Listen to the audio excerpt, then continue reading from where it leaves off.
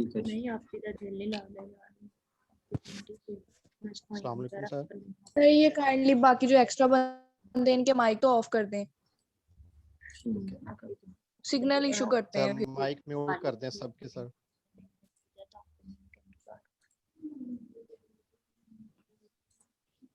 Sir जिसकी कोई Curie होगी वो हैंड रेज कर लेगा, माइक म्यूट कर दें सर।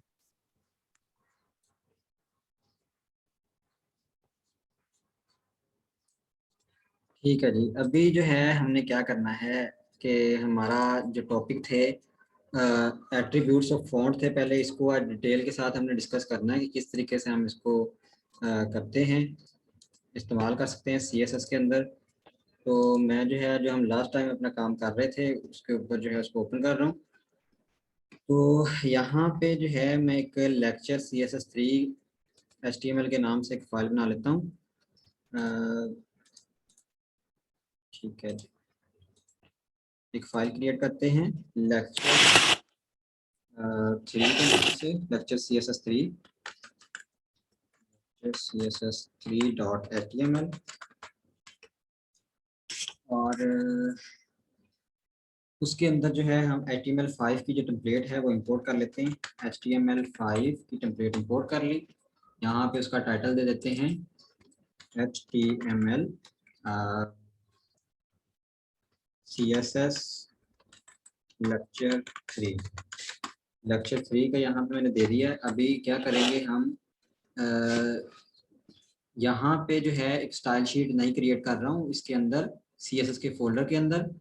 तो एक नई स्टाइल जो है वो कर लेते हैं, CSS2 के नाम से कर रहा हूँ, style2.css style2.css ये क्रिएट कर लिए। अब इस फाइल को हमने लिंक करवाना है अपनी जो है फाइल के साथ। तो क्या करेंगे, ये वाली फाइल थी, तो हम इसके लिए एक लिंक का एट्रीब्यूट इस्तेमाल करते हैं, टैग इस्तेमाल करते हैं लिंक का, लिंक। और यहाँ पे जो है ये फाइल पड़ी है CSS के फोल्डर के अंदर style.css2, और इसका जो इसकी जो टाइप है, टाइप इज इक्वल टू आ जाएगी हमारे पास text/CSS। ठीक है। अब हमने क्या करना है, आज जो है एक पैराग्राफ ले लेता हूँ p टैग के अंदर, और p टैग के अंदर जो है मैंने एक पैराग्राफ ले लिया है। अब इसके ऊपर जो है हमने क्या करना है, एक पैराग्राफ यहाँ से मैं कॉपी करके पेस्ट करता हूँ यहाँ तक, ठीक है, लेते हैं और इधर से यहाँ पे पेस्ट करता हूँ। आज हमने फॉन्ट के सारे एट्रीब्यूट्स हमने देखने हैं CSS के अंदर कौन कौन से हैं, ताकि हम जो हमारा गिवन सिलेबस है बुक के अंदर उसको तो कंप्लीट करें, बाकी बाद में जो है देखेंगे डिटेल के साथ। तो अब जो है देखते हैं क्या है हमारे पास। एक मिनट, ठीक है। तो अभी जो है हम इसके ऊपर स्टाइल अप्लाई करने जा रहे हैं style.css2 के अंदर। तो मैं क्या करूँगा, मैंने टारगेट करना है p टैग को, और चूँकि सबसे पहले हमारे फॉन्ट एट्रीब्यूट हैं सारे, तो हम फॉन्ट एट्रीब्यूट को टारगेट करने जा रहे हैं। फॉन्ट एट्रीब्यूट के अंदर हमने पहले भी चीज़ें की हैं, जैसे फॉन्ट फैमिली की और फॉन्ट साइज किया, दो चीज़ें की थी। अब इसके अंदर एक स्टाइल रह जाएगा, और इसके अंदर जो है और भी चीज़ें देखते हैं।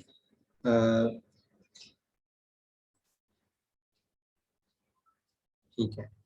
तो अभी जो है यहाँ पे सबसे पहले हम यूज़ करेंगे फॉन्ट साइज। तो फॉन्ट साइज जो है, जैसे यहाँ पे अब फॉन्ट साइज की काफ़ी टाइप्स हैं हमारे पास। तो फॉन्ट टाइप्स की कौन कौन सी टाइप्स हैं, एक तो हम जो है पिक्सल्स के अंदर फॉन्ट दे सकते हैं, जैसे 25 पिक्सल का मैंने फॉन्ट दे दिया। और उसके बाद जो है जो हमारी फाइल थी उसको हम रन आउट करते हैं। क्या आता है हमारे पास, इसके ऊपर राइट क्लिक करूंगा और ओपन विद लाइव सर्वर करते हैं।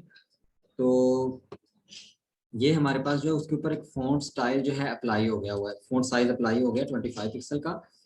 एक तो है पिक्सल के लिहाज से हम जो है किसी को फॉन्ट पिक्सल के लिहाज से जो है हम उसको साइज दें, यानी कि 25 पिक्सल दे दिया। अगर मैं इसको 30 पिक्सल करता हूँ 30px। तो क्या करेंगे कि हम अगर इसको ब्राउज़र के अंदर देखते हैं तो ये इसका फ़ॉन्ट साइज जो है इंक्रीमेंट हो जाएगा। अगर इससे ज़्यादा देते हैं, जैसे 40 करते हैं, तो साइज जो है फ़ॉन्ट का और ज़्यादा बड़ा हो जाएगा।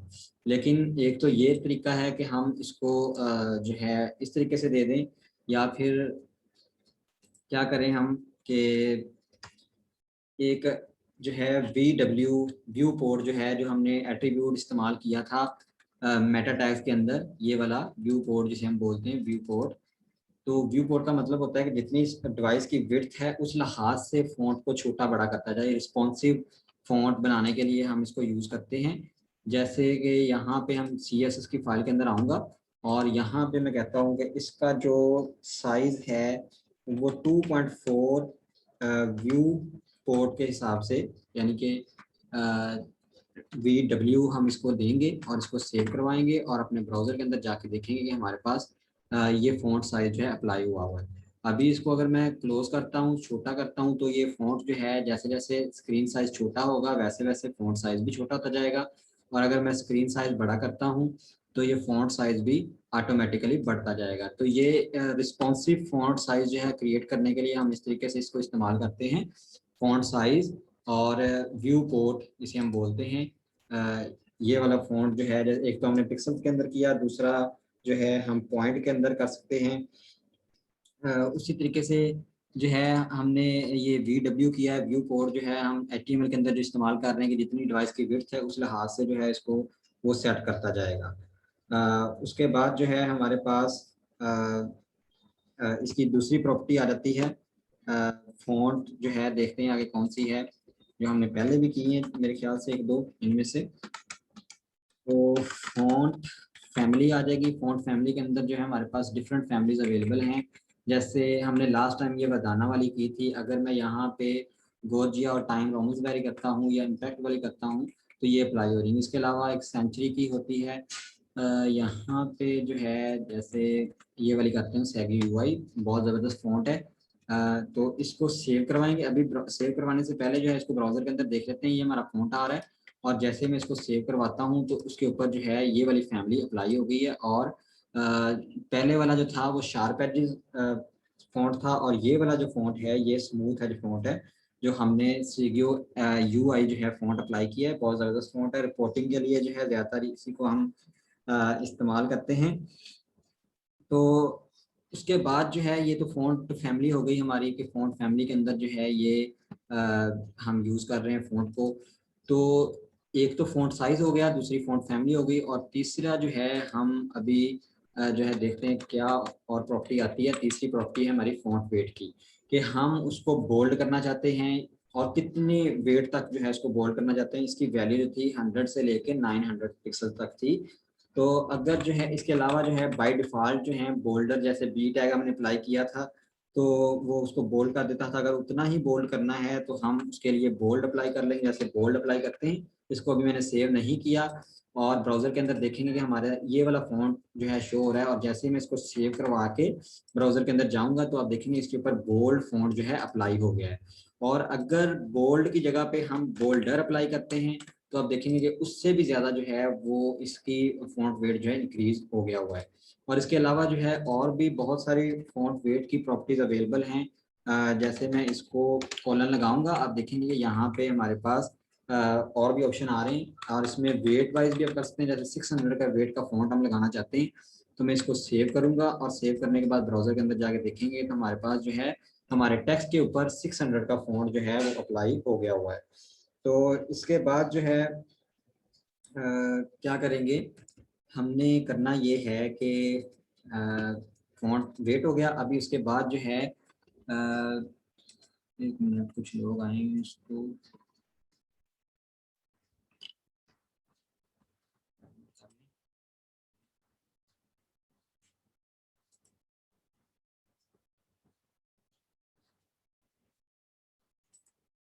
ठीक है जी। उसके बाद हमारा आ जाता है जी फ़ॉन्ट टाइप। फ़ॉन्ट टाइप आ जाएगी। फ़ॉन्ट टाइप क्या होगी, ये सॉरी फ़ॉन्ट स्टाइल आ जाएगा। फ़ॉन्ट स्टाइल के अंदर क्या होगा, इटैलिक, नॉर्मल, ऑब्लिक्यो। और ऑब्लिक्यो जो है वो बिल्कुल इटालियन टाइप ही होता है। नॉर्मल जो है बिल्कुल जो जैसे नॉर्मल फ़ॉन्ट आ रहा होता है MS वर्ड के अंदर वही नॉर्मल फॉन्ट है। अगर मैं इसके ऊपर इटालियन स्टाइल अप्लाई करता हूँ, अभी मैंने इसको सेव नहीं किया, ब्राउजर के अंदर जाकर चेक करेंगे, ये हमारे पास इस तरीके से शो हो रहा है। और मैं जैसे ही इसको कंट्रोल सेव करता हूँ तो हमारे पास जो है ये इसके ऊपर इटालियन स्टाइल जो है इस फॉन्ट के ऊपर अप्लाई हो जाएगा। और इसके अलावा जो है अगर मैं इसकी प्रॉपर्टी जो है ऑब्लिक्यू करता हूँ फॉन्ट स्टाइल, तो आप देखेंगे कि हमारे पास जो है ये बिल्कुल जैसे इटालियन स्टाइल अप्लाई हुआ था, बिल्कुल वैसे ही ये स्टाइल जो है अप्लाई हो रहा है। ये बिल्ट इन प्रॉपर्टीज हैं जो हम यूज कर सकते हैं। इसके अंदर अगर आप कॉलन लगाएंगे, कॉलन लगाने के बाद आपके जो है ये पॉप हो जाएंगी कि ये वाली प्रॉपर्टीज हमारे पास अवेलेबल हैं, इस प्रॉपर्टी के अगेंस्ट में ये वैल्यूज की अवेलेबल हैं। तो हम क्या करेंगे, एक मिनट जरा, ये अभी तक कुछ बच्चे जो हैं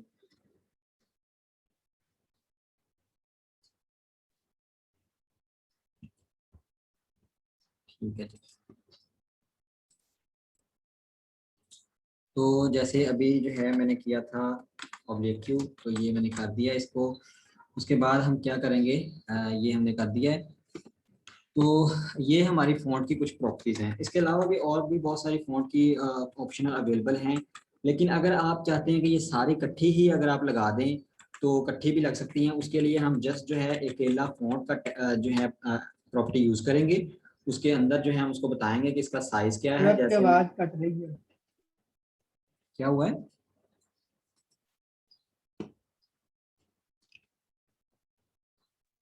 कुछ भी नहीं हो रहा आवाज़ सर, कट उसका रही है? खुद का नेट का मसला होगा। नो सर, नहीं कट रही। मैं तो यार ठीक बोल उसका रहा खुद, हूँ। यस सर, उसका खुद का नेट का मसला होगा। ठीक है,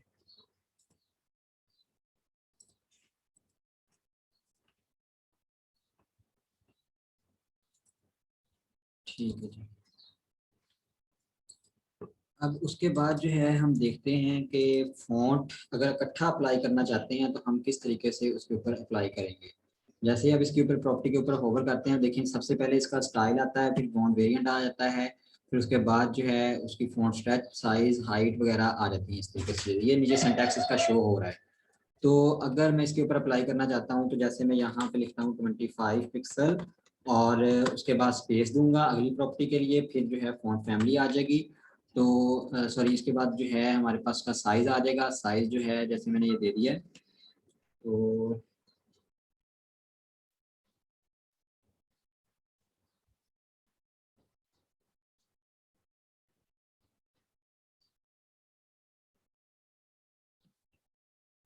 ठीक है जी। अभी इकट्ठा भी इसको अप्लाई कर सकते हैं। ये बार बार अभी कौन है ये अभी तक।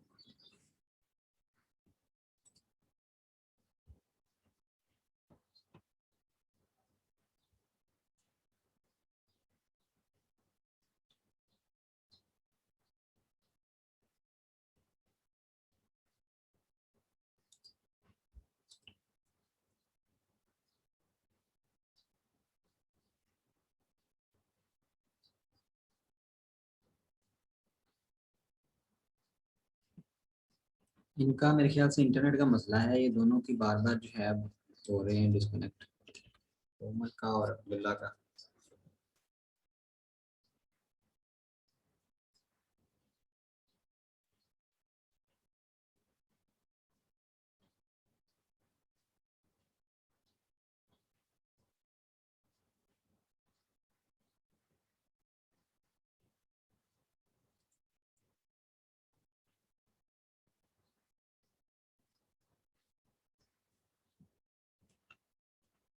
ठीक है जी। अभी अगर हमने इकट्ठा इसके ऊपर लिखना है तो हम स्पेस डालेंगे और उसके बाद जो है हम क्या करेंगे कि इसकी फ़ॉन्ट फैमिली लिख देंगे। जैसे यहाँ पे मैं लिखता हूँ सैन सेरिफ, तो सैन सेरिफ जो है मैंने लिखा यहाँ पे।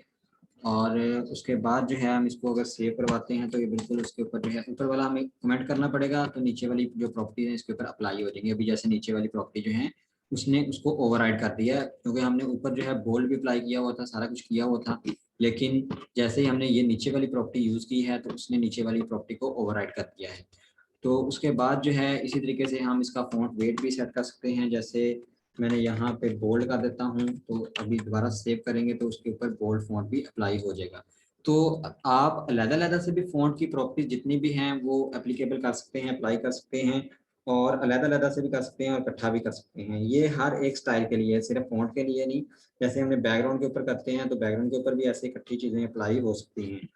तो अब जो है हमारे पास देखते हैं, ये हमारे फ़ॉन्ट के एट्रीब्यूट्स थे। अब बैकग्राउंड के एट्रीब्यूट्स देखते हैं। बैकग्राउंड के अंदर जो है क्या करेंगे, जैसे मैं बॉडी को टारगेट करता हूँ, बॉडी के ऊपर हम बैकग्राउंड लगाना चाहते हैं तो बॉडी, और यहाँ पे प्रॉपर्टी जो है, अब देखें बैकग्राउंड के अंदर कितनी प्रॉपर्टीज हमारे पास आ रही हैं।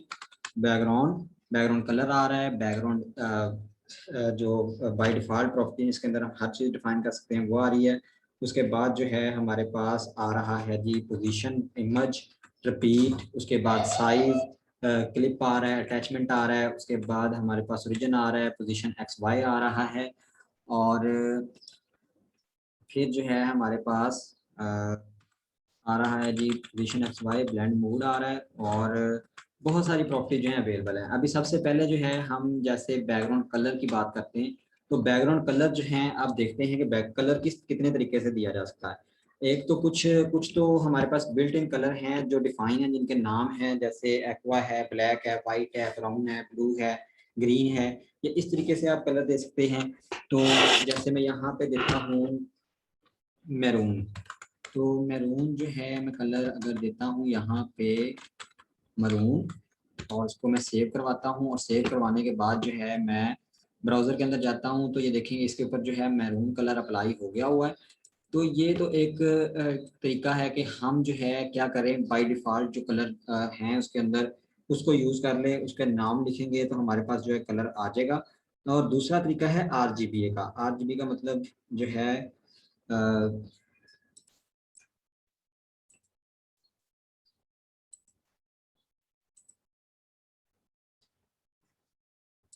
ठीक है। अब दूसरा जो मेथड है वो RGBA फंक्शन है एक, उसको हम यूज करते हैं। RGB का मतलब है जी रेड ब्लू ग्रीन, ठीक है। इसमें पहले जो है R से मुराद रेड है, G से मुराद ग्रीन है, और B से मुराद ब्लू है। अब इसके अंदर जो है हमारी जो वैल्यूज हैं ये 255 तक होती हैं, 0 से लेकर 255 तक हर कलर की वैल्यू। जैसे हमने कोई कलर बनाना है तो रेड की वैल्यू जैसे मैं 12 देता हूँ। उसके बाद जो है ग्रीन की वैल्यू जो है जैसे मैं देता हूँ 100, और उसके बाद ब्लू की वैल्यू जो है मैं 150 देता हूँ। तो हमारे पास जो है एक नया कलर बन जाएगा। अब देखें ये कलर की जो भी कलर बना है वो हमारे पास यहाँ पे वैल्यू आ गई है, और अगर हम ब्राउजर के अंदर जाकर देखेंगे तो ये हमारे ब्राउजर के ऊपर भी अप्लाई हो गया है। तो हर एक कलर की जो वैल्यू है, रेड की, ब्लू, ग्रीन की और ब्लू की, ये वैल्यू वेरी करती है 0 से लेके 255 तक, ठीक है। 255 तक जो है ये वैरी करती है। तो वहाँ तक ही हम उस रेंज के अंदर ही वैल्यूज दे सकते हैं। 0 0 0 0 भी दे सकते हैं। देखें अगर मैं 0 0 सबको करता हूँ तो क्या कौन सा कलर क्रिएट होता है यहाँ पे। तो 0 0 अगर मैंने किया है तो ब्लैक कलर जो है हमारे पास क्रिएट हो गया है। और अगर जो है यहाँ पे मैं 255 और ये भी 255 करता हूँ, और ये भी 255 करता हूँ, तो हमारे पास जो है वाइट कलर हो जाएगा क्रिएट ब्राउजर के अंदर, जो ब्राउजर के ऊपर अप्लाई हुआ है। अगर मैं यहाँ पे 254 करता हूँ तो ये वाइट की जो एक शेड क्रिएट हो जाएगी। अगर मैं यहाँ पे 25 करता हूँ तो ये येलो की कलर जो है अप्लाई हो जाएगी, यहाँ पे येलो की शेड अप्लाई हो जाएगी। और इसके अलावा जो है आप क्या कर सकते हैं, इस बॉक्स के ऊपर आप क्लिक करेंगे तो हमारे पास जो है ये कलर पिकर आ जाएगा। आप इसको सर्कल को मूव करके नया कलर भी RGB के अंदर पिक कर सकते हैं, जैसे ये मैंने किया है। और इसके अलावा एक तो ये है हमारे पास, इसको मैं जो है कमेंट आउट कर रहा हूँ, कमेंट कर रहा हूँ इसको, और यहाँ पे ठीक है, इसको मैंने कमेंट कर दिया। अभी जो है मैं दोबारा से एक और नए तरीके से बैकग्राउंड कलर देता हूँ, और उसके लिए मैं यूज करूंगा फंक्शन RGBA। RGBA जो है ये क्या है, ये बिल्कुल उसी तरीके से काम करता है, लेकिन जो A है ये ओपेसिटी के लिए इस्तेमाल होता है कि हमने कितनी जो है उसके अंदर इसको ओपेसिटी देनी है अपने कलर को। जैसे यहाँ पे ऊपर वाला जो कलर है वही कॉपी कर लेता हूँ, और कॉपी करने के बाद जो है यहाँ पे मैं पेस्ट करता हूँ इसको, और पेस्ट करने के बाद जो है यहाँ पे कॉमा लगाऊंगा। अब अल्फा की वैल्यू जो है जैसे मैं देता हूँ 0.5, तो इसकी ओपेसिटी जो है इतनी करनी है। अब देखें ऊपर वाला जो कलर था वो बिल्कुल येलो था, अब इसके ऊपर मैंने 0.5 की ओपेसिटी अप्लाई की है, तो आप देखेंगे ओपेसिटी ने क्या किया है, कलर की जो डार्कनेस है उसको इफेक्ट किया और उसको डिक्रीज कर दिया है। तो इस तरीके से जो है आरजीबीए का फंक्शन वर्क करता है। जीबीए और आरजीबीए दोनों से ही आप जो है कर सकते हैं।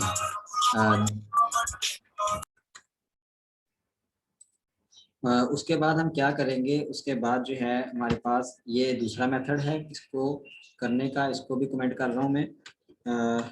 कंट्रोल के कंट्रोल सी के साथ इसको कमेंट किया जाता है। उसके बाद हमें क्या करना है, उसके बाद जो है एक और तरीका है इसको बैकग्राउंड कलर देने का, बैकग्राउंड कलर, और उसमें जो है हम HSL यानी कि ह्यू सैचुरेशन के साथ जो है हम इसको कलर देते हैं। जैसे यहाँ पे जो है मैं देता हूँ 22 और यहाँ पे सैचुरेशन उसकी 25% और लाइटनेस जो है उसकी 10%। तो इस तरीके से मैंने इसको कलर दिया है। अब देखें इसके ऊपर कौन सा कलर जो है अप्लाई हुआ है, और अगर इसको मैं चेंज करना चाहूँ तो यहाँ से पकड़ के मैं इसको चेंज कर लूँगा, तो ये ह्यू सैचुरेशन के अंदर जो है कलर भी आप दे सकते हैं। तो 3 मेथड्स हैं, बल्कि 4 मेथड्स हैं इसको कलर देने के लिए। एक जो है मैंने वो डिलीट कर दिया, तो उसको भी दोबारा से लिख देता हूँ, बैकग्राउंड कलर। और जैसे यहाँ पे हमने दिया था, ये जैसे नाम देते हैं हम, जैसे बिस्क्यू मैंने नाम दिया है। तो ये 4 मेथड हैं कलर देने के, कि किस तरीके से कलर जो है वो दे सकते हैं हम। तो मैं लास्ट वाले को कमेंट कर रहा हूँ और ये वाला सेव करवाते हैं और ब्राउजर के अंदर जाके देखते हैं, तो हमारे पास जो है ब्राउजर के अंदर वही कलर अप्लाई हो गया जो बैकग्राउंड के ऊपर हमने किया था। अभी तो ये बैकग्राउंड कलर देने के तरीके थे। उसके बाद अगर हमने कोई बैकग्राउंड इमेज लगानी है तो किस तरीके से लगाएंगे। तो बैकग्राउंड इमेज लगाने के लिए हम क्या करते हैं, बैकग्राउंड इमेज सर की ये कमेंट करने वाला दोबारा रिपीट करिए, आज समझ नहीं आई। कमेंट करने वाला ये हाँ वाला, जी, ये वाला सेक्शन दोबारा रिपीट करें जी। तो कमेंट करने वाला जो है, कमेंट करने के लिए हम कंट्रोल के और कंट्रोल सी 2 मरतबा इसको प्रेस करते हैं तो कमेंट हो जाता है। पहले सेलेक्ट करना है आपने किसी भी चीज को और फिर जो है उसको कमेंट कर देना है। तो कमेंट जो भी हम कोड करेंगे वो वर्क नहीं करेगा, ठीक है। तो अब जो है क्या करना है, हमने बैकग्राउंड इमेज लगाना है। तो बैकग्राउंड इमेज के लिए हम क्या प्रॉपर्टी यूज करेंगे, बैकग्राउंड इमेज की प्रॉपर्टी यूज करेंगे। और चूंकि हम इमेज जो है लोकल फाइल से लगा रहे हैं या हमने इंटरनेट से लगाना है, तो दोनों सूरतों में हमने यहाँ पे यूआरएल का फंक्शन कॉल करना है और इसके अंदर सिंगल कोट्स के अंदर हम उसका एड्रेस देंगे। अभी देखेंगे हमारे पास जो है ये इमेज पड़ी है इमेजेस के फोल्डर के अंदर। तो यहाँ पे मैं लिखूंगा इमेजेस स्लैश, अभी यहाँ पे क्यों नहीं आ रहा, एक वजह ये है कि हम जो है सजेशन इसलिए नहीं दे रहा। हालांकि हम जब HTML के अंदर करते हैं तो वहाँ पे हमें सजेशन देता है कि HTML के अंदर ये फाइल्स पड़ी हैं, इसलिए नहीं दे रहा कि हम CSS की डायरेक्टरी के अंदर है और इमेज की डायरेक्टरी जो है वो मेन डायरेक्टरी के अंदर है। तो हमें जो है पिछली डायरेक्टरी में जाना पड़ेगा। तो उसके लिए हम डबल डॉट लगाएंगे और फिर जो है इमेजेस के अंदर आएंगे, और इमेजेस के अंदर जैसे ही आएंगे हमारे पास जो है वो सारी इमेजेस जो है शो होना शुरू हो जाएंगी। जैसे यहाँ पे मैंने 3.jpg किया है और इसको मैं सेव करवाता हूँ और अपनी बॉडी के अंदर जाकर देखूंगा कि इमेज जो है इसके ऊपर अप्लाई होगी। अभी इसी तरीके से अगर आपने इंटरनेट से इमेज लेनी है तो इसके अंदर जो है आप वो इमेज का यूआरएल डाल देंगे, जो भी उसका यूआरएल होगा। तो आप उसको वहाँ पे जो है मतलब HTTPS गूगल के ऊपर इमेज पड़ी है या किसी और वेबसाइट के ऊपर अंदर इमेज पड़ी है, वहाँ से आप उसका इमेज एड्रेस कॉपी करेंगे और इधर पेस्ट कर देंगे। तो यूआरएल यूज करेंगे हम, ये एक मेथड है या इसे फंक्शन कह लें। ऊपर भी जो हमने 3 चीजें यूज की हैं, RGB, RGBA, HSL और यूआरएल, ये तीनों ही फंक्शन हैं CSS के अंदर डिफाइन है। हम यहाँ पे वैल्यू देते हैं और वो जो है इमेज वहाँ से गेट कर लेता है। अब उसके बाद जो है हमारे पास जो इमेज की प्रॉपर्टीज हैं और देखते हैं बैकग्राउंड की कौन कौन सी हैं। बैकग्राउंड, अब आते हैं पोजीशन की तरफ। पोजीशन क्या है जी? Excuse me sir. जी जी, सर मेरे से मीटिंग लीव हो गई थी, तो सर ये लास्ट और एंड में स्टैटिक और स्लैश का क्या काम है? ये कमेंट करने के लिए है, ये कोड वर्क नहीं करेगा आपके ब्राउजर के अंदर, ये कमेंट करने के लिए है, ठीक है। उसके बाद जो है अभी पोजीशन क्या है, पोजीशन का मतलब ये है कि हम इमेज को कहाँ पे लगाना चाहते हैं। अब सपोज करें कि इमेज का साइज जो है छोटा है। अभी चूंकि मैंने जो इमेज लगाई है वो बिल्कुल फिट आ रही है उसकी स्क्रीन के ऊपर, नहीं बल्कि फिट नहीं आ रही बल्कि रिपीट हो रही है। देखें इमेज जो है रिपीट हुई है और रिपीटेशन जो है उसकी कंटिन्यूसली है, एक्स की तरफ भी और वाई की तरफ भी। अब इसको कैसे कंट्रोल किया जाता है, सबसे पहले तो रिपीट को देखते हैं, इसको पोजीशन को बाद में देखेंगे।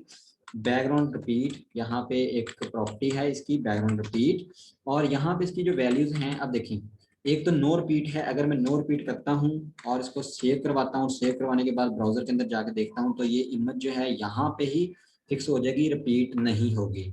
ठीक है। और अगर जो है इसको मैं रिपीट की कोई प्रॉपर्टी इसके ऊपर अप्लाई करता हूँ, जैसे यहाँ पे मेरे पास जो प्रॉपर्टीज अवेलेबल हैं रिपीट की, तो रिपीट जो है बाय डिफॉल्ट रिपीट ही होता है। जैसे ही हम रिपीट कर देंगे तो ये बार बार जो है रिपीट होगी जैसे पहले से आ रही थी। इसको मैं सेव करवाता हूँ और सेव करवाने के बाद ब्राउजर के अंदर जाकर देखते हैं तो ये इमेज जो है बार बार रिपीट हो रही है। अब ये दोनों डायरेक्शन के अंदर हो रही है, एक्स की डायरेक्शन में भी और वाई की डायरेक्शन में भी। और अगर हम चाहते हैं कि एक्स की डायरेक्शन में रिपीट हो तो हम क्या करेंगे, रिपीट एक्स कर देंगे। अब देखिए रिपीट मैंने एक्स किया, एक्स क्या होता है हॉरिजॉन्टल, तो मैं इसको जैसे ही सेव करता हूँ तो आपकी जो इमेज है वो हॉरिजॉन्टली रिपीट होगी, लेकिन वर्टिकली जो है वो रिपीट नहीं होगी। और अगर इसी तरीके से मैं एक्स की जगह पे वाई कर देता हूँ तो ये वर्टिकली रिपीट होगी और हॉरिजॉन्टली नहीं होगी। ठीक है। और उसके बाद जो है अगर मैं इसको नो रिपीट करता हूँ तो ये जो है इमेज रिपीट नहीं होगी। तो ये बिल्कुल सिंपल एक जगह पे फिक्स हो जाएगी। और अब जो है इसकी अब जो है इसकी क्या करेंगे, अब इसकी पोजीशन को हमने देखना है, जो पहले हम करने लगे थे बैकग्राउंड इमेज की पोजीशन जो थी हमने वो सेट करनी है। तो यहाँ पे हम इसकी प्रॉपर्टी यूज करते हैं बैकग्राउंड पोजीशन। अब बैकग्राउंड पोजीशन जो है मैं चाहता हूँ कि ये जो है आए राइट की तरफ और राइट से टॉप की तरफ। ठीक है। तो अब ये क्या होगा, ये टॉप राइट की तरफ जो है ये फिक्स हो जाएगी पोजीशन इसकी। हम जैसे पेज को मूव करते रहेंगे ये वहां पे ही फिक्स रहेगी। तो इस तरीके से जो है अगर आपने इसको नीचे लगाना है तो हम यहाँ पे टॉप की जगह पे बॉटम कर देंगे। और जैसे मैं टॉप को सिलेक्ट कर रहा हूँ और यहाँ पे लिखूंगा बॉटम, और बॉटम पे जो है ये इमेज मूव हो जाएगी। अभी इसको देखते हैं, ये राइट किया हुआ है, राइट बॉटम, और इसको लेफ्ट करते हैं, लेफ्ट। अभी इसको दोबारा से ब्राउजर के अंदर जाकर देखते हैं। ठीक है। तो जैसे ही हमारी बॉडी का कंटेंट बढ़ता जाएगा ये नीचे की तरफ मूव होती जाएगी। अभी ये फिक्स नहीं है पोजीशन, हमने फिक्स करने के लिए पोजीशन का शायद मैंने आपको करवाई थी प्रॉपर्टी, तो फिक्स करने के लिए हम वो चीज़ यूज करेंगे। पोजीशन उसके एट्रीब्यूट का नाम है या प्रॉपर्टी का नाम है। तो अभी जो है इसको मैं लेफ्ट और इसको टॉप ही कर देता हूँ। उसके बाद इसकी एक और प्रॉपर्टी है बैकग्राउंड की, वो भी देख लेते हैं। बैकग्राउंड बैकग्राउंड ठीक है। अब बैकग्राउंड के अंदर हमने कलर कर लिया, इमेज कर ली, पोजीशन जो है वो पोजीशन की हमने ऊपर वाला नहीं हाँ पोजीशन कर ली है। ठीक है। बैकग्राउंड और उसके बाद जो है हमारे पास पोजीशन हो गई, रिपीट हो गया, साइज आ जाएगा। साइज कितना करना है आपने, और उसके बाद क्लिक और मुंडे पागल नहीं सा क्या क्या कह रहे हो।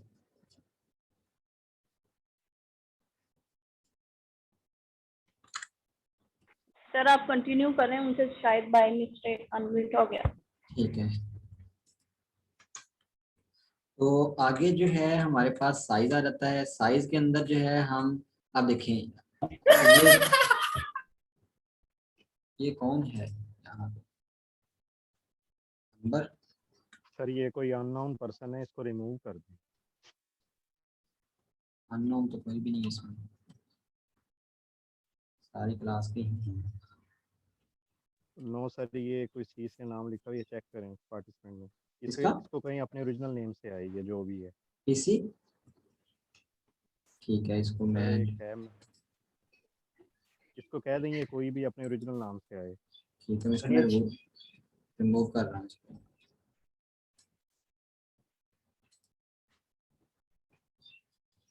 अभी मैं सबको म्यूट कर रहा हूँ और उसके बाद जो है क्लास कर दूँगा। ठीक है। तो इमेज साइज आ गया। अब इसके अंदर जो है आप देखेंगे कि बाय डिफॉल्ट जो है ना हमारे पास कुछ प्रॉपर्टीज की अवेलेबल हैं। जैसे ऑटो है, कंटेन है, कवर है। कवर जो है, कवर फोटो क्या होती है, जो बिल्कुल फिट आती है, जैसे हम फेसबुक के ऊपर कवर फोटो लगाते हैं।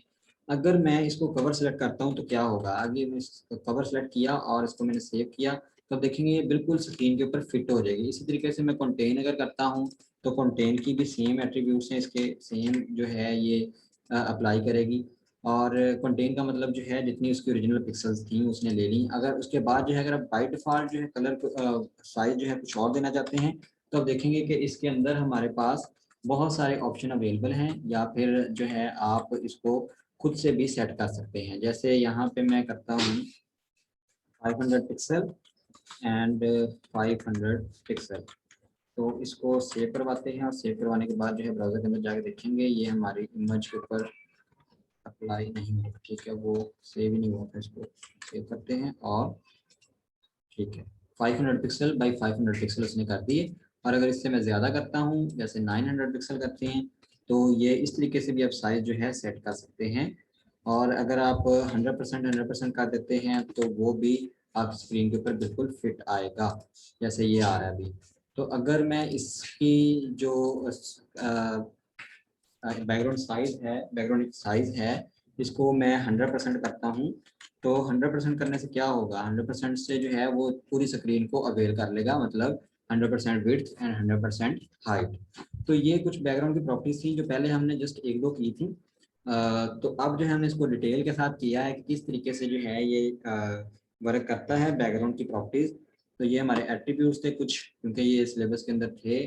और मार्जिन भी मैंने आपको करवा दिया था। मार्जिन जो है वो अब उसको डिटेल से देख लेते हैं। उसके बाद आते हैं अपने इसके अंदर अपनी फाइल के अंदर।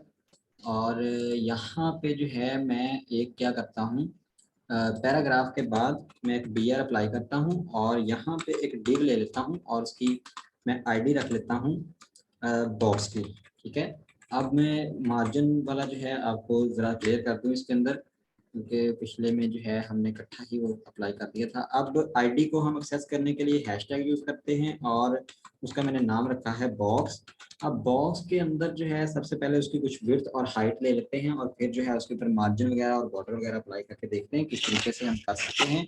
तो अभी मैंने बॉक्स लिया, सबसे पहले इसकी हम हाइट सेट करते हैं। जैसे मैं कहता हूँ कि 200 पिक्सल, और उसके बाद इसकी विड्थ भी इतनी लेते हैं, विड्थ 200 पिक्सल। और इसका जो बैकग्राउंड कलर है वो भी सेट कर लेते हैं। जैसे यहाँ पे मैं करता हूँ उसका कलर एक्वा, और उसको सेव करवाते हैं और ब्राउजर के अंदर जाके देखेंगे कि हमारे पास जो है ये वाला जो हमारे पास बॉक्स जो है वो शो हो रहा है। अब इसके लिए जो है मार्जिन को किस तरीके से समझना है और पैडिंग को किस तरीके से समझना है, आप किसी भी HTML के ऊपर पेज के ऊपर राइट क्लिक करेंगे तो इंस्पेक्ट एलिमेंट के ऊपर जब हम क्लिक करेंगे या पेज सोर्स के ऊपर क्लिक करेंगे तो हमारे पास बेसिकली ये अभी आ रहा है। ये अभी हमारे पास आ रहा है, मैं इसको कंप्यूटर के ऊपर करता हूँ ट्रांसफ़र, ठीक है। तो ये हमारे पास है बॉक्स। अब इसकी क्या होती हैं चीज़ें, इसको मैं एक मिनट, ठीक है जी, ठीक। ये हमारे पास बॉक्स शो हो रहा है। अब देखें ये 200 बाई 200 पिक्सल का है जो अभी हमने लगाई थी, जैसे ये ऊपर भी आ रहा है इसका। और पैडिंग जो है ये देखें बॉक्स के अंदर की तरफ से है, ये बॉक्स की ओरिजिनल वैल्यू है। ये जो येलो कलर के अंदर आपको आ रहा है उसके बाद ये अंदर वाली आ जाती है पैडिंग, और ये 200 जो 200 बाई 200 का ये है। अब मार्जिन जो है आउट ऑफ द बॉक्स होता है, जो आउट ऑफ द बॉक्स होगा वो मतलब कि स्पेस से बाहर। आप देखें ये जो कलर है ये वाला जो मेरे ख्याल से ब्राउन की शेड है, ये बॉक्स के राइट साइड पे आपको नज़र आ रही होगी कि ये मार्जिन इसकी तरफ है, क्योंकि ये ब्लॉक लेवल एलिमेंट है तो हम इसको देख रहे हैं। उसके बाद अगर हम बॉर्डर की तरफ आएँ तो बॉर्डर जो है इसका हमने अप्लाई नहीं किया तो बॉर्डर जो है इसका शो नहीं हो रहा। और उसके बाद जो है अगर हम पैडिंग की तरफ आएँ तो पैडिंग भी इसके ऊपर अप्लाई नहीं की हुई, ज़ीरो पैडिंग है। और बाकी जो है आगे 200 बाई 200 का है, जो मैंने आपको व्हाइट बोर्ड के ऊपर भी मेरे ख्याल से ये मैंने आपको बना के दिखाया था क्या किस तरीके से पैडिंग और ये वर्क करते हैं।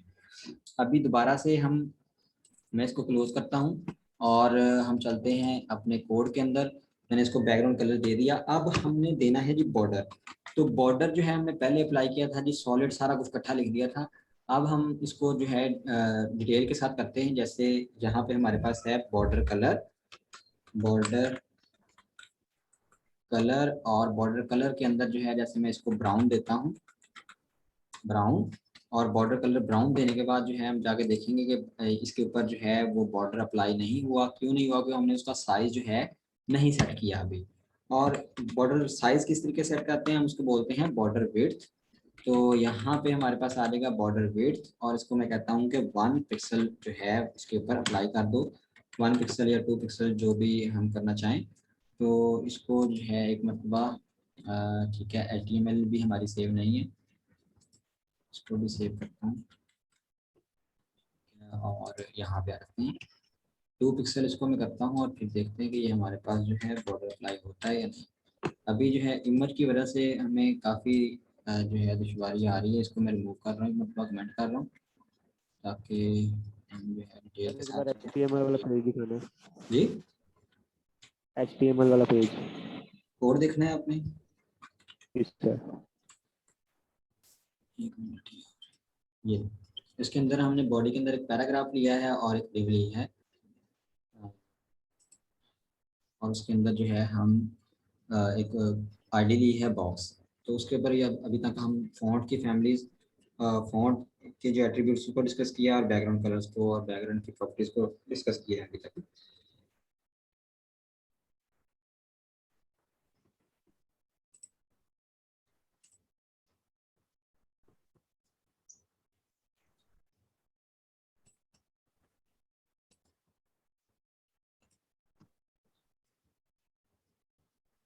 ओके सर, कंटिन्यू कर लिया। ठीक है,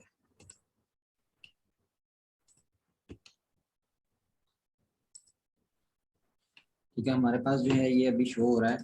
अभी क्योंकि बॉर्डर शो क्यों नहीं हो रहा? क्योंकि हमने उसकी टाइप जो है डिफाइन नहीं की। बाय डिफॉल्ट जो है बॉर्डर नन होता है।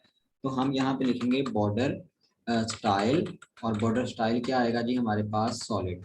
और जैसे इसको मैं सॉलिड करता हूँ और रिफ्रेश करके ब्राउजर के अंदर जाएंगे तो आप देखेंगे इसके ऊपर जो है 2 पिक्सल का बॉर्डर जो है इस बॉक्स के ऊपर अप्लाई हो गया हुआ है।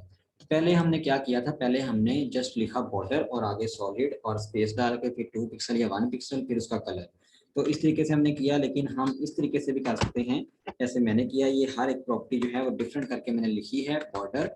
अभी डैश लगाएंगे तो आपको इसके सारी जो है प्रॉपर्टीज आ जाएंगी, जैसे रेडियस आ रहा है, बॉटम आ रहा है। अब बॉर्डर सपोज करें कि मैंने जो है बॉर्डर जो है वो उसको अप्लाई करना है सिर्फ एक साइड पे।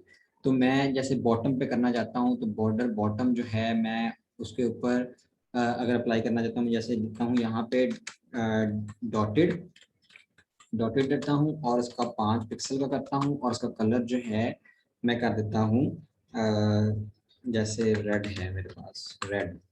और ये मैंने सिर्फ बॉटम के ऊपर अप्लाई किया है। तो हम जाके देखते हैं कि बॉर्डर जो है जो बॉटम के ऊपर है वो डॉटेड अप्लाई हो गया 5 पिक्सल के साथ, लेकिन ऊपर जो है वो चूंकि हमने अप्लाई किया है 2 पिक्सल्स का ब्राउन कलर के अंदर, और वो सॉलिड जो है उसका स्टाइल जो है सॉलिड है। इस तरीके से आप अगर सिर्फ एक साइड पे बॉर्डर अप्लाई करना है या 2 साइडों के ऊपर अप्लाई करना है तो आप ये प्रॉपर्टीज यूज करके कर सकते हैं। जैसे बॉटम के लिए किया, इसी तरीके से मैं बॉर्डर जो है लेफ्ट के लिए कर रहा हूँ, बॉर्डर लेफ्ट। और उसका जो है मैं डैश वाला कर रहा हूँ, डैश। और उसकी जो पिक्सल्स हैं वो 5 पिक्सल रख रहा हूँ, और उसका जो कलर है वो मैं रख रहा हूँ येलो कर लेते हैं। उसके बाद फिर ना ठीक हुआ चेंज कर लेंगे। तो आप देखेंगे कि हमारे पास जो है येलो कलर जो है वो साइड पे लेफ्ट के ऊपर अप्लाई हो गया। 2 के ऊपर सॉलिड है, एक के ऊपर डॉटेड है और एक के ऊपर डैश हमने बॉर्डर अप्लाई किया है। तो इस तरीके से जो है हम डिफरेंट टाइप के बॉर्डर जो हैं अप्लाई कर सकते हैं। जैसे कि ये मैंने अभी किया है। इसी तरीके से बॉर्डर का रेडियस एक रह जाता है हमारे पास। तो मैं अभी ये मेरे ख्याल से दोनों प्रॉपर्टीज की आपको समझ आ गई होगी। तो मैं क्या करता हूँ, अब इन दोनों प्रॉपर्टीज को मैं एक मरतबा कमेंट कर रहा हूँ, कंट्रोल के और कंट्रोल सी, ठीक है। और उसके बाद जो है कमेंट करने के बाद मैं एक और प्रॉपर्टी हम डिस्कस करेंगे बॉर्डर की, बॉर्डर डैश। अब देखिए हमने बॉटम कर लिया, टॉप कर लिया, कलर कर लिया, विड्थ भी कर ली, स्टाइल भी कर लिया, और उसके बाद जो है हमारे पास ये बाकी सारी रह गई है, स्पेसिंग रह गई है, ये हम बाद में देखेंगे। अभी सबसे पहले जो है रेडियस आ रहा है तो रेडियस अप्लाई करूंगा। और रेडियस जैसे जो है यहाँ पे मैं 50% पहले अप्लाई करता हूँ। 50% जो है इसका रेडियस कर दो, और करने के बाद जो है इसको मैं सेव करवाता हूँ। सेव करवाने के बाद ब्राउजर के अंदर जाता हूँ तो आप देखेंगे कि इसने क्या किया है कि वो जो बॉक्स था उसको सर्कल की शेप दे दी है। अगर मैं इसको जो है अगर 50% किया, अगर इसको मैं 10% करता हूँ और 10% करने के बाद जो है देखते हैं क्या आता है हमारे पास। तो आप देखेंगे इसके ऊपर जो है बिल्कुल जो राउंड एजेस हैं वो अप्लाई हो गए हैं, राउंड इसके जो कॉर्नर हैं वो राउंड हो गए हैं। अगर इससे भी आप कम करेंगे, जैसे 5% करते हैं, 5% करते हैं इसको, तो आप देखेंगे इसके ऊपर जो है बिल्कुल जिसके कॉर्नर है वो राउंड में आ गए हैं। इसके अलावा पिक्सल्स के अंदर भी आप देख सकते हैं, जैसे मैं कहता हूँ कि 10 पिक्सल जो है बॉर्डर रेडियस जो है अप्लाई करना है 10 पिक्सल्स का, तो ये 10 पिक्सल जो है उसको राउंड अप कर देगा। अगर मैं इसको कहता हूँ कि 20 पिक्सल आपने करना है, तो हम 20 पिक्सल जो है इसको देते हैं अभी वैल्यू, और देखेंगे कि 20 पिक्सल उसने राउंड अप कर दिया है। तो ये कब यूज होते हैं बॉर्डर रेडियस, जैसे हमने हमारे पास कोई बटन है, बटन लगाया है, बटन का एट्रीब्यूट यूज कर रहे हैं, तो वहाँ पे हम अपने बटन को जो है वो राउंड करना चाहते हैं, और उसको बैकग्राउंड कलर भी ये सिर्फ बॉडी के ऊपर बैकग्राउंड कलर नहीं अप्लाई कर सकते, आपका जो भी एलिमेंट है, चाहे वो हेडिंग है, चाहे वो पैराग्राफ है, चाहे वो जो कुछ मर्जी है, आप उस सब के ऊपर जो है ये प्रॉपर्टीज अप्लाई कर सकते हैं। बॉर्डर रेडियस भी हर एक के ऊपर अप्लाई कर सकते हैं। बॉर्डर की जो दूसरी प्रॉपर्टीज हैं, स्टाइल, विड्थ, कलर और दूसरी चीज़ें जो हैं वो भी सबके ऊपर अप्लाई हो सकती हैं। इसी तरीके से बटन के ऊपर भी हो सकती हैं। तो ये हमारे एट्रीब्यूट थे बैकग्राउंड, सॉरी ये मार्जिन के थे, मार्जिन अभी नहीं किया। अभी जो है अभी सबसे पहले हम क्या करेंगे, मार्जिन करते। और मार्जिन क्या काम करता है, अब देखें मार्जिन जो है पहले हमने किया जी अकेला मार्जिन। मार्जिन का मतलब ये है कि हमने यहाँ पे लिख दिया जी 5 पिक्सल। अब इसका मतलब ये है कि ये चारों तरफ से 5-5 पिक्सल जो है जगह छोड़ देगा, मतलब कि जो इसके नेबर एलिमेंट्स हैं उनसे 5-5 पिक्सल जो है दूर हो जाएगा। ठीक है। और अगर हम सिर्फ एक साइड से मार्जिन अप्लाई करना चाहते हैं, जैसे मैंने लेफ्ट से करना है, तो मैं यहाँ पे लिखूंगा मार्जिन, और फिर जो है उसके बाद मैं लगाऊंगा डैश, और फिर जो भी हम जिस साइड के भी ऊपर हम लगाना चाहते हैं, टॉप पे, बॉटम पे, लेफ्ट पे या राइट पे, तो मैं उसकी वो वैल्यूज को दे दूंगा। जैसे लेफ्ट के ऊपर मैं कहता हूँ कि 50 पिक्सल का जो है मार्जिन अप्लाई कर दो, तो ये क्या होगा, अभी देखें ये बॉक्स जो है बिल्कुल साथ में उसके अटैच है। जैसे ही मैं इसको सेव करता हूँ, और सेव करने के बाद इसको मैं ब्राउजर के अंदर जाता हूँ, तो अब देखेंगे ये 50 पिक्सल जो है लेफ्ट से मूव हो गया है। तो इसने क्या किया है कि लेफ्ट से 50 पिक्सल जो है इसने जगह छोड़ दी है, और आगे की तरफ जो है वो मूव हो गया हुआ है। तो ये मार्जिन लगाने का तरीका है। इसी तरीके से अगर हमने टॉप से लगाना है, तो हम लिखेंगे मार्जिन, मार्जिन डैश टॉप, और मार्जिन जैसे मैं 100 पिक्सल जो है ऊपर से देना चाहता हूँ, तो क्या होगा, आप देखेंगे इसने 100 पिक्सल जगह छोड़ के नीचे की तरफ बॉक्स जो है मूव हो गया हुआ है। और पैडिंग का मैंने आपको मतलब बताया था कि पैडिंग जो है वो आप देखें, ये जो मार्जिन छोड़ रहा है ये बॉक्स से बाहर की तरफ स्पेस छोड़ रहा है, और जो पैडिंग होगी वो इस बॉर्डर के अंदर से स्पेस होगी, वो अंदर की तरफ से एक्सपैंड होता जाएगा। जैसे अभी मैं इसको पैडिंग देता हूँ, पैडिंग। अब पैडिंग के अंदर भी इसी तरीके से है कि आप लेफ्ट से भी दे सकते हैं, टॉप से भी दे सकते हैं, बॉटम से भी दे सकते हैं, मतलब चारों तरफ से आप इसको पैडिंग अप्लाई करना चाहते हैं तो अकेली पैडिंग लिखेंगे। और जैसे यहाँ पे मैं जो है 50 पिक्सल्स की पैडिंग अप्लाई करना है, अभी मैंने सेव नहीं किया इसको, ब्राउजर के अंदर जाके देख लेंगे, ये हमारे पास सिंपल आ रहा था, अभी पैडिंग अप्लाई नहीं हुई। जैसे मैं इसको सेव करता हूँ, तो आप देखेंगे कि इसका साइज जो है बॉक्स का बड़ा हो गया है। क्यों बड़ा हुआ है, कि इसने अपने बॉर्डर से 50 पिक्सल मजीद जगह जो है चारों तरफ से ले ली है, चारों तरफ से ले ली। अगर मैं पैडिंग के ऊपर जस्ट लेफ्ट ही कहता हूँ, अगर मैं यहाँ पे डैश लगा के कहता हूँ कि सिर्फ लेफ्ट से करो भाई, तो लेफ्ट लिखेंगे यहाँ पे, और इसको सेव करवाता हूँ। सेव करवाने के बाद देखेंगे कि इस ये जो है पहले एक स्क्वायर था, अब एक रेक्टेंगल बन गई है, कि इसकी जो विड्थ है वो ज्यादा हो गई है और हाइट जो है वो कम है। और विड्थ ज्यादा क्यों हुई है, क्योंकि वो उसने लेफ्ट से 50 पिक्सल की पैडिंग भी उसने कंटेन कर ली, ऑक्यूपाई कर ली है। तो ये इनमें जो है डिफरेंस है पैडिंग और मार्जिन के अंदर। तो ये हमारे एट्रीब्यूट्स थे बॉर्डर के और मार्जिन के। उसके बाद जो है हमारे यही CSS के अंदर सारे एट्रीब्यूट्स थे जो हमने यूज़ करने थे। बाकी जो है हम क्या करेंगे, हमारे पास जितने पीछे एट्रीब्यूट्स बचते हैं, मतलब कि जो सिलेबस के अंदर नहीं हैं, वो हम कल से, मैं आपको वेबसाइट उस दिन भी दिखाई थी, ये वाली मेरे पास पड़ी है, इसको डिज़ाइन किया था। ये एक रिस्पॉन्सिव वेबसाइट है बगैर बूटस्ट्रैप के। तो हम इस तरह की ये वेब पेज जो है हमने कल से डिज़ाइन करना शुरू करना है। ये एक लैंडिंग पेज है, जो बहुत ही ज़बरदस्त किस्म से हमने इसके अंदर जितनी भी प्रॉपर्टीज़ होंगी वो सारी आपके लिए न्यू होंगी जो अभी तक आपने की हैं अपने CSS के अंदर। ठीक है, तो CSS के अंदर जो नई प्रॉपर्टीज़ आ रही हैं, पहले तो आपका काम ये है कि आपने ये जितनी भी प्रॉपर्टीज़ हैं खुद से आपने अप्लाई करके देखनी है। अब देखें कि फ़ॉन्ट के ऊपर इतनी प्रॉपर्टीज़ की हैं हमने आज। उसके बाद हमने बैकग्राउंड कलर लगाना सीखा 4 तरह से। उसके बाद बैकग्राउंड की 3 और प्रॉपर्टीज़ देखी, रिपीट, पोजीशन और साइज़। और इसका जो है इमेज, बैकग्राउंड इमेज की भी देखी थी, वो मैंने रिमूव कर दी है, बल्कि उसको मैं दोबारा से लगा के क्या करता हूँ, उसको कमेंट कर देता हूँ। बैकग्राउंड इमेज, उसके लिए हमने URL लगाया था और URL के अंदर जो है मैंने इस डायरेक्टरी से बाहर निकलने के लिए यूज़ किया। अब इमेजेस के फोल्डर के अंदर 3.jpg लगाई थी और इसको मैंने सेव कर देता हूँ और फिर जो है इसको कमेंट कर देता हूँ, Ctrl+K Ctrl+C। ठीक है, उसके बाद जो है क्या, अरे जो ये लाइन डॉटेड वाला एक दफा दिखाएगा जहाँ पे लाइन डॉटेड की थी वो मेरा ना वो उससे वो नहीं हो रहा। ठीक है, ये डॉट डॉटेड का मतलब ये है, अभी मैं अगर इसको ना लगाऊं, अभी मैं इसको अनकमेंट करके दिखाता हूँ आपको। ये इसको सिलेक्ट करूंगा, Ctrl+K Ctrl+U से अनकमेंट करते हैं इसको। तो अगर मैं इसको सेव करता हूँ तो इस तरीके से इमेज तो अप्लाई हो जानी चाहिए थी, लेकिन इमेज जो है आप देखेंगे कि हमारे पास जो इमेज है वो अप्लाई नहीं हुई इस बैकग्राउंड के ऊपर। तो ये जो डबल डॉट लगाया था इसका मतलब ये है क्योंकि हम अभी CSS की फाइल पड़ी है ये CSS के फोल्डर के अंदर, और इमेजेस का फोल्डर जो है वो पड़ा है वेब प्रैक्टिस के फोल्डर के अंदर, मतलब कि वो CSS की डायरेक्टरी से बाहर वाली डायरेक्टरी के अंदर पड़ा हुआ है। तो हम क्या करेंगे, हम पिछली डायरेक्टरी के अंदर जाने के लिए हम क्या करते हैं, डबल डॉट लगाते हैं कि आप जो है इससे एक डायरेक्टरी पीछे जाएं। ठीक है, इसका मतलब ये होता है। ठीक है, इसका मतलब ये होता है कि आप एक डायरेक्टरी जो है पीछे जाएं, डायरेक्टरी का मतलब एक फोल्डर पीछे जाएं। तो जैसे ही आप पीछे जाते हैं तो हमारे पास जो है ये फोल्डर के सारे स्ट्रक्चर आ जाते हैं। अब इसके अंदर जो है 2 फोल्डर पड़े हुए हैं, CSS का और इमेजेस का, दोनों ही यहाँ पे एक्सेसिबल हो जाएंगे। समझ आ गई इसकी?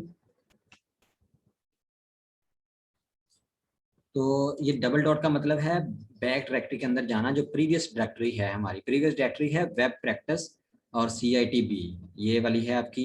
क्योंकि हम अभी ये जो CSS की फाइल पड़ी है वो CSS के फोल्डर के अंदर पड़ी है, style2.cs की फाइल जो है वो CSS के फोल्डर के अंदर पड़ी है, इसलिए हम इमेजेस के फोल्डर को एक्सेस नहीं कर सकते। इमेजेस के फोल्डर को एक्सेस करने के लिए हमें पिछली डायरेक्टरी में जाना पड़ेगा और फिर जो है इमेजेस के फोल्डर के अंदर आएंगे और फिर जो है हम वो उसकी फाइल कोई भी यूज़ कर सकते हैं। तो ये इस तरीके से हम इसको करते हैं। ये सिर्फ इमेजेस के लिए नहीं है, अगर हमने कोई भी फाइल यूज़ करनी है तो इसी तरीके से बैक जाएंगे। अगर एक फोल्डर पीछे है तो 2 मरतबा डॉट लगा के सिंगल ये आगे स्लैश लगाएंगे, और अगर 2 है हमारे पास फोल्डर पीछे तो हम इसके लिए एक मरतबा फिर से यही काम करेंगे इस तरीके से। तो ये इससे भी पिछले वाली डायरेक्टरी में चला जाएगा, मतलब कि इससे ये वेब प्रैक्टिस के फोल्डर से बाहर निकल जाएगा। तो डॉट लगाने का मकसद ये है कि हम प्रीवियस डायरेक्टरी के अंदर जाके उसके अंदर इमेजेस का फोल्डर है और उसके अंदर एक 3.jpg की फाइल पड़ी है, हम उसको एक्सेस करना चाहते हैं। उसके बाद हमने बॉक्स के अंदर देखा, उसकी विड्थ और हाइट सेट की, और विड्थ और हाइट सेट करने के बाद जो है हमने उसका बैकग्राउंड कलर सेट किया। फिर बॉर्डर की प्रॉपर्टी जो थी 4-5 प्रॉपर्टीज थी उसकी हमने उसको देखा, बॉर्डर का कलर लगाना सीखा, फिर बॉर्डर की विड्थ देखी, फिर उसका स्टाइल देखा, सॉलिड है, डॉटेड है और डैश में है। फिर उसके बाद जो है इसका अगर आप बॉर्डर नहीं लगाना चाहते तो नन भी हमें अवेलेबल है हमारे पास। और उसके बाद जो है अगर हम सिर्फ एक साइड पे बॉर्डर लगाना चाहते हैं सर तो ये इधर ये बॉर्डर नहीं शो हो रहा मेरे। क्या सर मेरे तो बॉक्स ही शो नहीं हो रहा। बॉक्स ही नहीं शो, और आपने डिव अप्लाई की है, ये HTML की डिव सर मेरे लगाई है, बॉर्डर नहीं। जी की हुई है। हाँ जी की हुई है, डिव अप्लाई की हुई है और उसके बाद ये बॉक्स वगैरह सारा बन आईडी गया, दी है लेकिन आपने वो जो उसको? वेब, ये हाँ इस दी तरीके है। से देनी है, div id is equal to box. ठीक है, और उसके बाद जो है ये मैंने ये style.cs की जो फाइल है ये मैंने लिंक भी करवाई है इधर, और बॉक्स के अंदर मैंने यही प्रॉपर्टीज अप्लाई की हैं जो आपके सामने स्क्रीन के ऊपर शो हो रही हैं। तो ये वहाँ पे शो कर रहा है, अगर आपने ठीक से लिखी हैं प्रॉपर्टीज तो वहाँ पे शो करेगा। ठीक है, इसी तरीके से ही लिखें तो वहाँ पे ये शो करेगा। तो सर ये एज इट इज यही कॉपी पेस्ट की है। आपने लाजमी जो है कोई ना कोई गलती की होगी जिसकी वजह से वहाँ पे जो है वो शो नहीं हो रहा। सर मेरे सिर्फ ये बॉर्डर नहीं शो हो रहा ये बॉक्स का, ये डॉटेड वाला और डैश वाला। कौन सा डॉटेड वाला डैश डैश? ये आपने कमेंट तो नहीं ये किया हुआ बॉर्डर उसको? नहीं लगाया हमने, बॉर्डर कमेंट किया हुआ है। तो कमेंट किया हो तो कैसे शो होगा? कमेंट जो हम कर देते हैं वो कोड जो है वर्क नहीं करता। उसको अनकमेंट करेंगे फिर आपका जो है बॉर्डर शो ठीक है होगा। सर। अभी आज के दिन के लिए हमने जो हमारा CSS का सिलेबस था अ, हमारी बुक के अंदर TLM के अंदर वो सारा कंप्लीट कर दिया हमने। HTML का भी हो गया था। तो कल से जो है हमने जो मैंने अभी आपको वेबसाइट दिखाई है ये वाली इसको हमने डिज़ाइन करना शुरू करना है। ठीक है जी।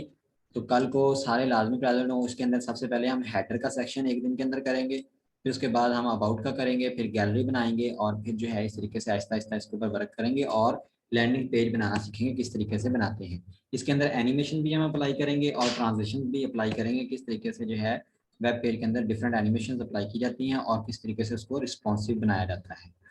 तो अभी आज के लिए इतना ही है, इसको प्रैक्टिस करें। ठीक है। और इसकी जो फाइल है आपको अभी जो है मैं गिटहब के ऊपर कर रहा हूँ इसको। इसकी आज की फाइल का नाम है हमारे पास, क्या नाम है जिसका, lecture css3.html है और इसके स्टाइल फाइल का नाम है style2.css। तो इसको मैं अभी जो है कर देता हूँ गिटहब के ऊपर, इसको मैं पुश करता हूँ और आप जो है वहाँ पे जाकर डाउनलोड कर सकते हैं। तो मैं सर आ गया, मिल गया बॉक्स। क्या लेक्चर वो जो बॉक्स शो नहीं हो रहा था, हो गया, अब हो गया। CSS3, ये लेक्चर CSS3 के नाम से मैं कमेंट कर रहा हूँ इसको। अभी जो है ये कमिट हो जाता है, पब्लिश ओरिजिन। ये जो मैंने आपको गिटहब का लिंक दिया था वहाँ पे आपको ये कोड आज का जो मिल जाएगा। फाइल के नाम मैंने आपको बता दिए, तो वहाँ पे जाके आप अगर आपको समझ नहीं आ रही कोड वहाँ से डाउनलोड करके जाके देख सकते हैं। ठीक है। तो इंशाल्लाह मिलेंगे कल को ठीक इसी टाइम पे, और टाइम पे आया करें क्लास के। अभी एक बच्चा जो है अभी आ रहा है मेरे पास, मेरी क्लास खत्म हो रही है, टाइम कब का दिया हुआ है, तो अब उसको मैं क्या करूँ। तो कल को जो है सारे टाइम के ऊपर आए क्लास के अंदर, तो ताकि जो है कुछ सीखने सिखाने का मौका मिले। कल जो कि है सर कमेंट की शॉर्टकट की बता दो। जी कमेंट की शॉर्टकट की समझ नहीं आई। CSS में कमेंट करने की शॉर्टकट की बता दो। आपकी आवाज़ नहीं आ रही, क्या कह रहे हो, मुझे समझ नहीं आ रही। सर जो हम कमेंट करते हैं ना कोड को, जी जी। शॉर्टकट की क्या है? शॉर्टकट की क्या है? शॉर्टकट की जो है उसकी मैं यहाँ पे लिख देता हूँ, कंट्रोल प्लस के है। ठीक है, सर बस CTRL क्लास एंड है ना। प्लस के, और फिर जो है आपने CTRL कंट्रोल प्लस C दबाना है।